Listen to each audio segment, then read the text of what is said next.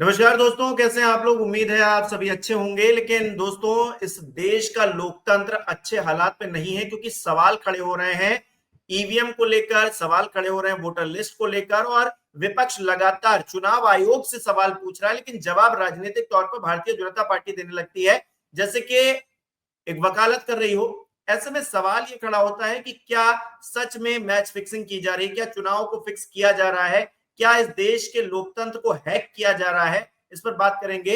हमारे साथ राजीव रंजन जी मौजूद हैं। बहुत बहुत स्वागत है सर आप। सर, कहा जा रहा है कि महाराष्ट्र में फिक्सिंग हो गई थी, अब बिहार में भी फिक्सिंग हो जाएगी। उसके बाद राहुल गांधी तारीफ भी कर रहे हैं चुनाव आयोग की। किस तरह से देखें इस पूरे मसले को। देखिए हिमांशु जी, जब महाराष्ट्र का रिजल्ट आया था तब संजय जी के साथ मैंने कई कार्यक्रम किए थे। और उस वक्त भी हम लोगों ने बहुत आश्चर्य जताया था, क्योंकि ग्राउंड लेवल पे हम लोग जितना घूमे थे, कहीं पे भी ऐसा भाजपा इतने ज्यादा मतों के साथ में जीतती हुई नजर नहीं आ रही थी। मतलब आप सोचिए कि कांग्रेस जैसी पार्टी 16 सीट पे आके सिमट गई, जिस पार्टी को 6 महीने पहले की लोकसभा इलेक्शन में 13 सीट मिली थी, 48 में से 13। और फिर 288 विधानसभा में कैसे 16 सीट मिलेगी। उस वक्त भी उद्धव ठाकरे की पार्टी भी जो है वो 20-21 पे आके अटक गई, और शरद पवार जी की तो दुर्गति हो गई। मतलब इतनी कम सीट जो है, पवार साहब इतना लंबा उनका राजनीतिक अनुभव है, उनके जानने वाले उनके करीबी लोगों ने बोला कि हमने कभी सोचा भी नहीं था कि हमको इतनी 9 या 10 सीट को जिनको मिली थी, एग्जैक्ट टैली मुझे याद नहीं है, 9 या 11 मिली थी। तो कहने का अर्थ है कि उस वक्त भी जो हम लोग घूमे थे, जो पत्रकार, कहीं भी हमने ऐसी बयार नहीं देखी थी कि भाजपा की या एनडीए की भयानक जो है वो उनको जन समर्थन मिलने वाला है। उल्टा बहुत ज्यादा आक्रोश था जनता का, और जनता ने वो आक्रोश लोकसभा के इलेक्शन में दिखाया। जो दुर्गति भाजपा सरकार की, मोदी सरकार की सेंट्रल गवर्नमेंट में हुई 2024 के इलेक्शन में, उसका पूरा श्रेय दो ही राज्यों को जाता है। एक है उत्तर प्रदेश, और दूसरा है आपका महाराष्ट्र। महाराष्ट्र में भाजपा की सबसे ज्यादा दुर्गति हुई थी, सिर्फ 9 सीट मिली थी लोकसभा।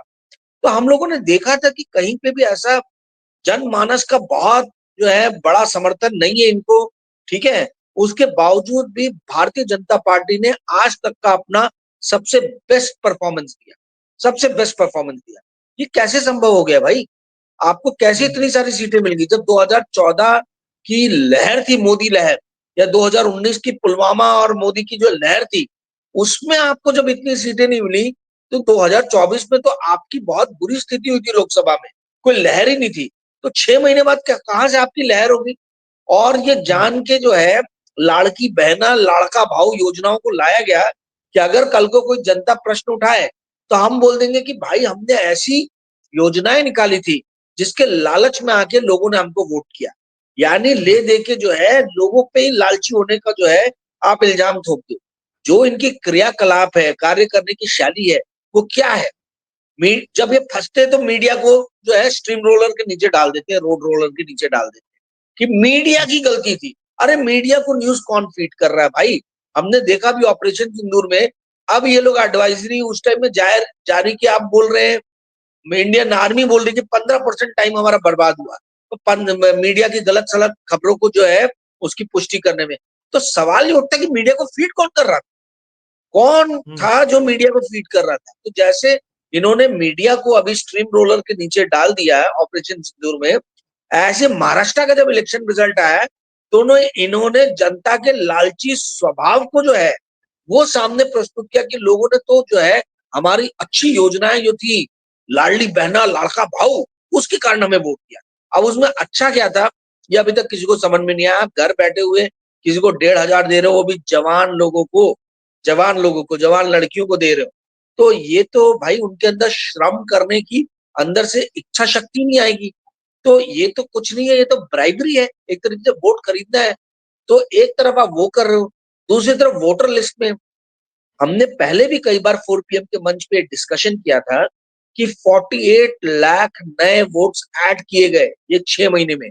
मई में जो इलेक्शन हुआ महाराष्ट्र में, और जो आपका अक्टूबर नवंबर में जो विधानसभा इलेक्शन हुआ है, इसके बीच का जो टाइम था, इस समय में 48 लाख वोट्स ऐड किए गए। और 8 लाख वोट जो है वो निकाले गए, काटे गए। तो यानी टोटल 56 लाख वोटों का जो है वो यहां से वहां जो है नंबर जो है वो चेंज हुए। 5 साल में जितने लोग ऐड या डिलीट नहीं हुए उतने आपके 6 महीने में हो। ये कैसे संभव है? ये कैसे संभव है?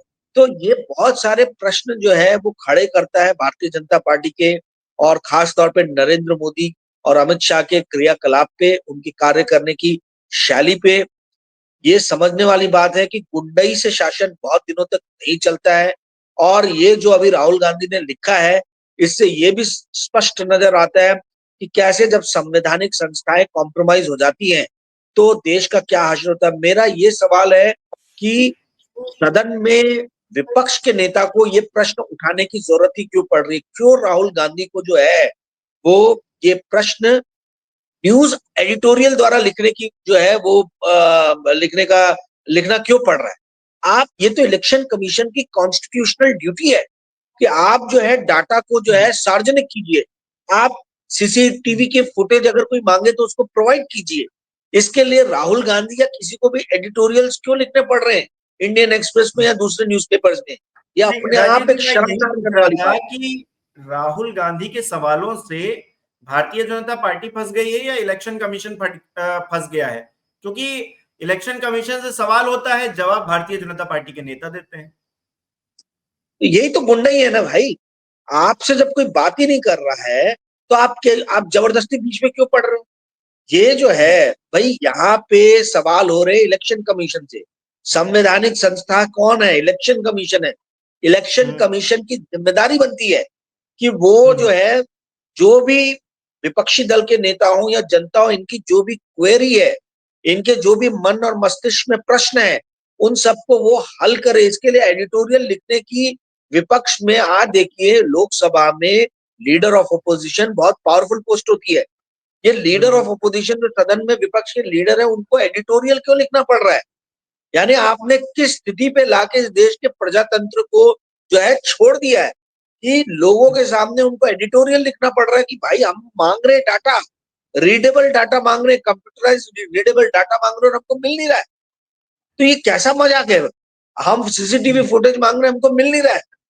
कौन से नए लोग ऐड हुए, उनके हम नाम रीडेबल, कंप्यूटराइज रीडेबल ये मांग रहे हैं, आप दे नहीं रहे हो। तो ये तो मांगना भी नहीं चाहिए। एक जो हेल्दी डेमोक्रेसी है, इसमें खुद ही इलेक्शन कमीशन ने प्रोवाइड कर देना चाहिए। राहुल गांधी कई मंचों से इस चीज को बोल चुके हैं। लीडर ऑफ अपोजिशन यदि चुनाव की प्रक्रिया पे प्रश्न चिन्ह लगा रहा है तो ये पूरी तरीके से प्रजातंत्र की प्रक्रिया पे प्रश्न चिन्ह है कि भाई आप किस तरीके से प्रजातंत्र। और देखिए, सबसे दुख की बात यह है कि ये डिमांड जो राहुल गांधी ने की है, 1 दशक बाद की है। ये अगर 2016-17 में ही कर लिया रहता कि आप हर साल जो है जो भी नए नाम जिस भी स्टेट में डिस्ट्रिक्ट में ऐड कर रहे हो आप देते जाओ, तो शायद ये नौबत ही नहीं आती कि 2019 या 2024 में चुन के आना। ये हो ऐसा रहा है, कभी पुलवामा हो जा रहा है, कभी वोटर जो है ऐसे स्विंग हो जा रहे हैं कि किसी भी राजनीतिक विश्लेषक के समझ में नहीं आ रहा।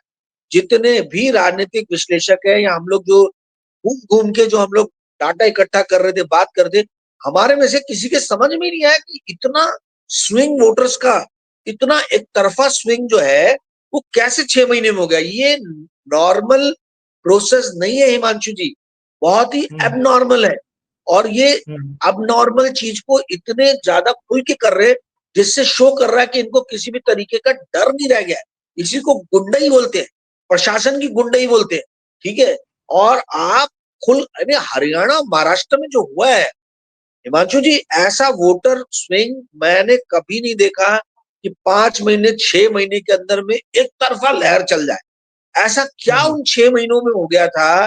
मोदी सरकार ने कर दिया था कि भाई लोगों ने विधानसभा के चुनाव में आपको भर भर के वोट दिए और कांग्रेस को निस्त नाबूद कर दिया।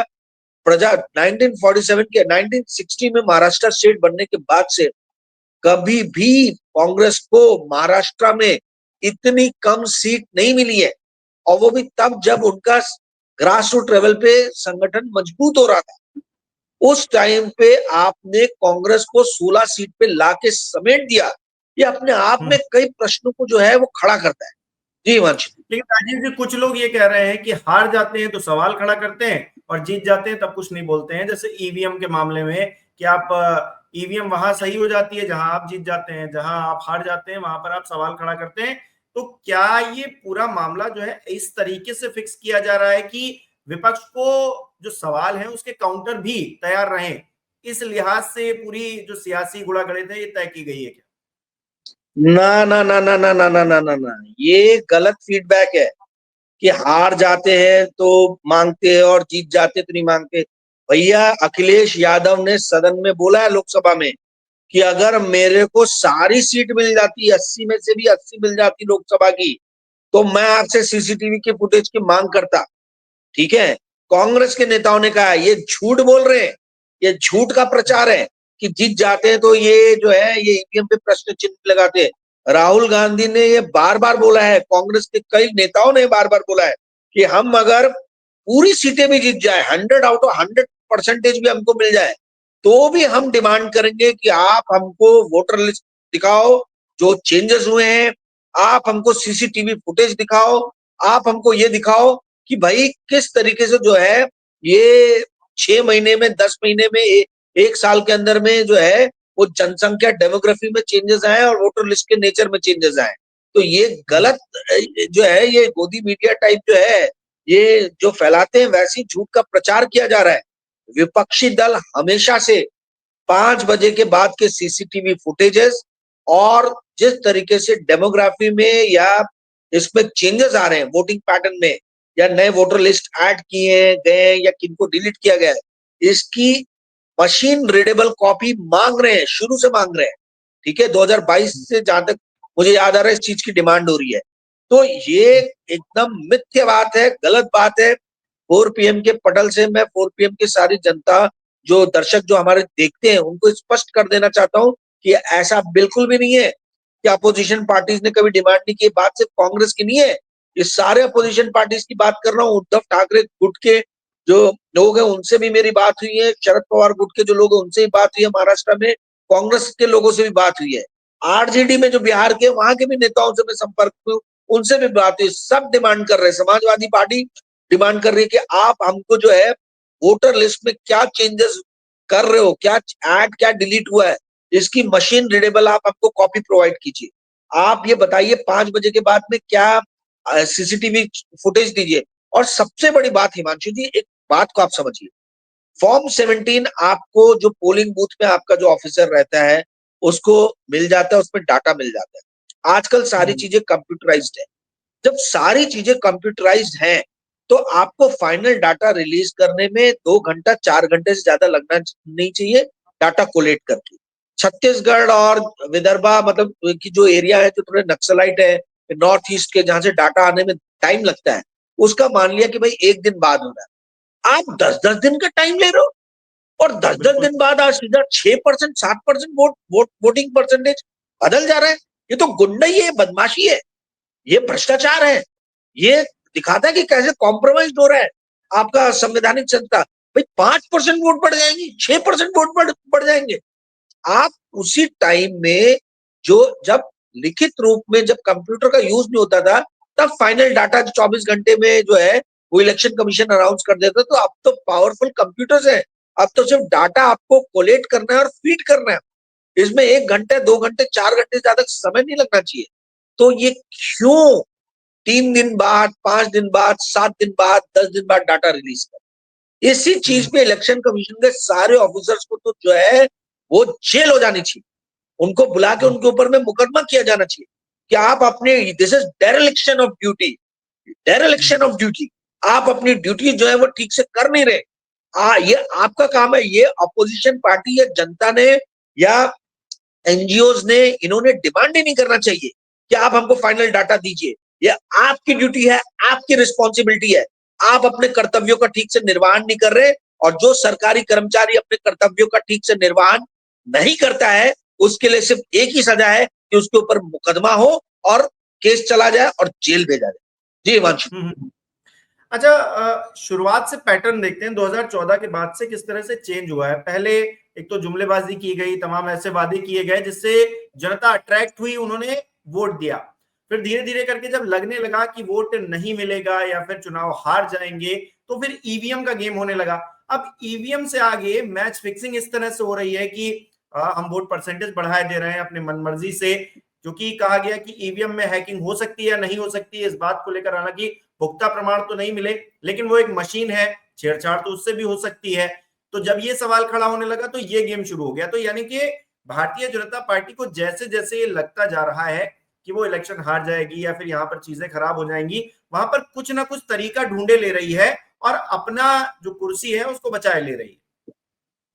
बिल्कुल सही बोल रहे हो। और ईवीएम हैक नहीं हो सकते कहाँ? जो आज की डेट में दुनिया का सबसे बड़ा इंजीनियर साइंटिस्ट माना जाता है एलॉन मस्क, एलॉन मस्क का ये कहना है कि एनीथिंग कैन बी हैक।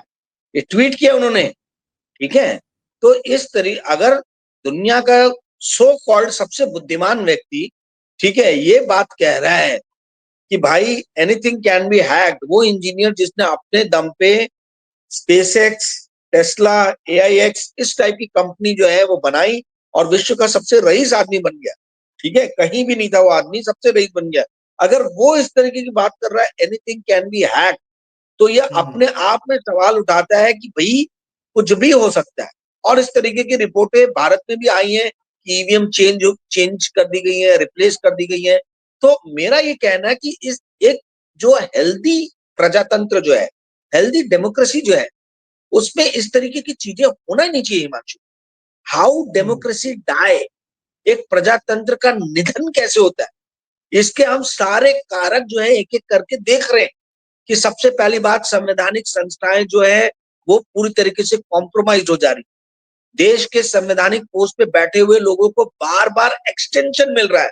ऐसे एक्सटेंशन मिल रहा है कि जैसे कोई और जो है टैलेंटेड व्यक्ति इस देश में रह ही नहीं गया, चाहे वो ईडी हो, चाहे डीआरआई हो, चाहे इलेक्शन कमीशन हो। आपके लोगों को बार बार जो एक व्यक्ति बैठ जा रहा है उसी को एक्सटेंशन मिल रहा है। तो ये हम्म। कितना ज्यादा डिमोरलाइज कर रहा है दूसरे ब्यूरोक्रेट्स को, ये सोचने वाली बात है। ब्यूरोक्रेसी जब वीक हो जाती है तो डेमोक्रेसी अपने आप ही अधोगति की तरफ चली जाती है। मुझे ये समझ में नहीं आता कि इस देश के जो इतने सारे ब्यूरोक्रेट्स हैं जो सफर कर रहे हैं कि बार बार जो है उन्हीं लोगों को जो आप एक्सटेंशन दिए जा रहे हो, उससे पूरी डेमोक्रेसी जो है उस पर इफेक्ट पड़ रहा है। तो कहने का अर्थ ये है कि ये जो आपने कहा कि भाई प्रजातंत्र के अंदर में ये लोग पहले जुमलेबाजी करते हैं, जुमलेबाजी करने के बाद में जो है जब इनके जुमले असफल होते हुए साबित होते हैं तो ये लोग जो है उठ के फिर EVM, voting machine, voter list इन सब के साथ में छेड़छाड़ करती है। तो ये हम्म। दो चीजें स्पष्ट करता है।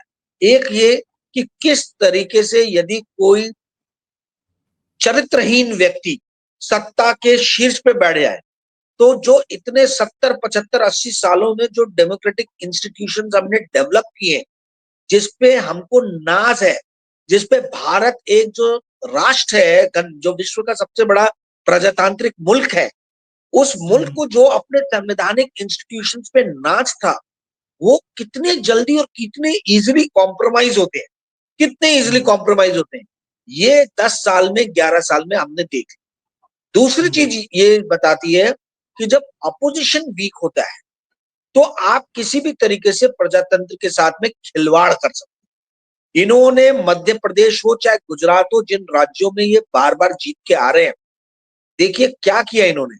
अपोजिशन के सारे कार्यकर्ता जो ग्रास रूट लेवल पे हैं उनको ही अपनी तरफ खिसका दिया। कोई भी राजनीतिक पार्टी जो है वो अपने कार्यकर्ताओं से चलती है। जब कार्यकर्ता ही नहीं रहेंगे तो नेता कहां से रहेंगे? तो ये बड़े सिस्टमैटिकली क्लिंजिंग हो रही है, पूरे अपोजिशन की सिस्टमैटिकली क्लिंजिंग हो रही है। या तो नीचे के लोगों को खरीदा जा रहा है, या नीचे के लोगों को डराया जा रहा है, या नीचे के लोगों को धमकाया जा रहा है। येन केन प्रकारेण जितने भी टेक्स्ट बुक में ट्रिक्स हैं, सारी ट्रिक्स को यूज करके जो है वो अपोजिशन की सिस्टमैटिक क्लिंजिंग की जा रही है। तो ये दो चीजें जो मैंने बताई, संवैधानिक संस्थाएं कितने फास्ट जो है वो कॉम्प्रोमाइज हो जाती है, सरेंडर हो जाती है। और दूसरी, किस तरीके से अपोजिशन को पूरी तरीके से अनैतिक रूप से, अनएथिकल रूप से क्लिंस किया जाता है, उनको पूरी तरह से खत्म किया जाता है। ये दो चीजें हमारे प्रजातंत्र के लिए आज की डेट में सबसे बड़ा खतरा है। जी हिमांशु। चलिए देखते हैं आगे क्या होता है, क्योंकि विपक्ष अब पहले जितना कमजोर तो नहीं रहा है, थोड़ा मजबूत तो हुआ है। राहुल गांधी इस बात को लगातार उठा रहे हैं कि कुछ ना कुछ गड़बड़ जरूर हो रही है, कुछ ना कुछ फिक्सिंग या गेम खेला जा रहा है। अब इलेक्शन कमीशन इस पर किस तरह से रिएक्शन देता है आने वाले समय में, ये देखना बहुत जरूरी रहेगा। राजीव जी, बहुत बहुत धन्यवाद आपका हमारे साथ जुड़ने के लिए। हमारे दर्शक भी कमेंट करके हमें बताएं कि आखिरकार वो इस पूरे विषय को किस तरह से देखते हैं, और आखिरकार जब मैच फिक्सिंग की बात आ रही है, लोकतंत्र को हैक करने की बात आ रही है, तो फिर हमारी जनता इसको किस तरह से लेती है, मुझे कमेंट करके जरूर बताएं।